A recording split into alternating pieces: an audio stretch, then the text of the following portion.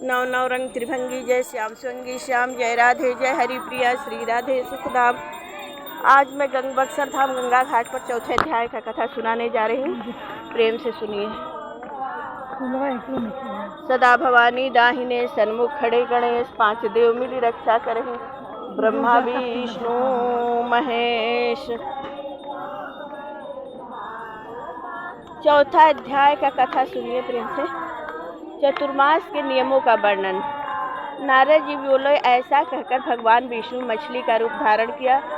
विंध्याचल पर्वत पर तप कर रहे महर्षि कश्यप की अंजलि के जल में जा पहुँचे। महर्षि कश्यप ने दया करके उसे अपने कमंडल में रख लिया।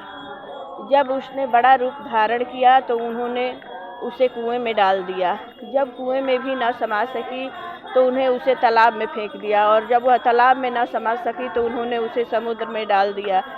वह वहाँ पर भी बढ़ने लगी।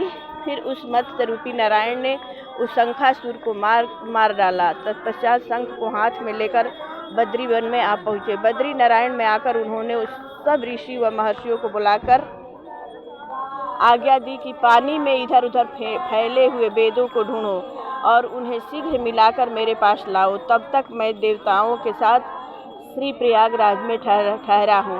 इसके बाद सब ऋषि महर्षियों ने इन सब वेद मंत्रों को ढूंढ निकाला। उन वेदों में से जो भाग जिस ऋषि को मिला वह उसी का हो गया।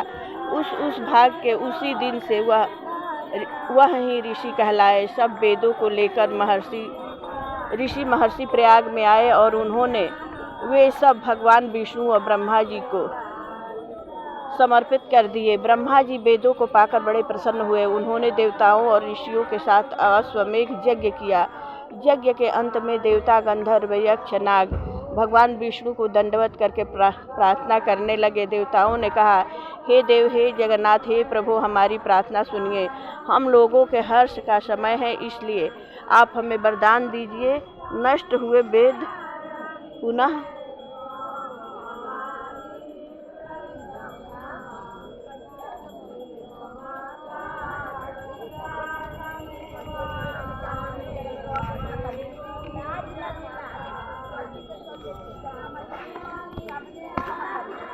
श्री ब्रह्मा जी को प्राप्त हो गए हैं। हे लक्ष्मीपते, आपकी अनुकंपा से हम देवताओं को यज्ञ का भाग भी मिला है। यह स्थान आपके प्रसाद से आज पृथ्वी भर में सर्व प्रधान पुण्य को बढ़ाने वाला, मुक्ति तथा भक्ति को प्रदान करने वाला हो, ब्रह्महत्या आदि पापों का नाश करने वाला, परम पवित्र और अक्षय फल देने वाला हो। यह वरदान हमें दीजिए। भगवान विष्णु ने कहा, जो कुछ आप लोग ने कहा है वह मेरा भी ध्येय है। जैसा आप लोगों ने कहा है कि यह स्थान आज से ब्रह्म क्षेत्र के नाम से पुकारा जाएगा। इस स्थान पर गंगा जी व सूर्य पुत्री जमुना जी का संगम होगा। मैं श्री ब्रह्मा जी सहित यहाँ पर निवास करूँगा। यहाँ पर किया हुआ जप तप तथा दान महान फलदायक होगा। पहले जन्म में किए हुए पाप, ब्रह्महत्या आदि भी इस तीर्थराज में स्नान करने से नष्ट हो जाएंगे। जो लोग अपने पिता आदि को वहाँ लाकर तर्पण व श्राद्ध करेंगे, उनके पिता मेरे स्वरूप को प्राप्त करेंगे। वह तीनों प्रकार की मुक्ति को प्राप्त करेंगे। मकर संक्रांति पर माघ मास में प्रातःकाल यहाँ आकर स्नान करने वाले के दर्शन मात्र से ही सब पाप नष्ट हो जाते हैं। ठीक उसी तरह जिस तरह सूर्य के तेज से अंधकार का नाश हो जाता है। हे मुनीश्वर, मेरे वचन ध्यान से सुनिए। मैं सर्वत्र व्याप्त रहता हुआ भी हमेशा बद्री नारायण में निवास करता हूँ। सैकड़ों वर्ष तक किसी दूसरे स्थान पर तप करने का जो फल मिलता है, वही फल यहाँ एक दिन में मिल जाएगा। जो मनुष्य मेरे उस स्थान बद्रिकाश्रम का दर्शन करेंगे, वह जीवन मुक्त हो जाएंगे और उनके समस्त पाप नष्ट हो जाएंगे। श्री सुजी बोले, ऐसा कहकर भगवान विष्णु अंतर्ध्यान हो गए और देवतागण भी अपने अंशों को वहीं छोड़कर चले गए। जो मनुष्य कथा को श्रद्धापूर्वक सुनते व श्री प्रयागराज व बद्री का आश्रम जाने व स्नान करने के समान फल मिलता है।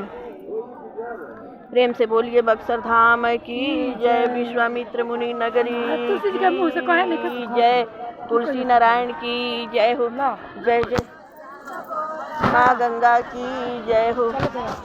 जय जय बक्सर धाम की जय हो। विश्वामित्र मुनि नगरी की जय।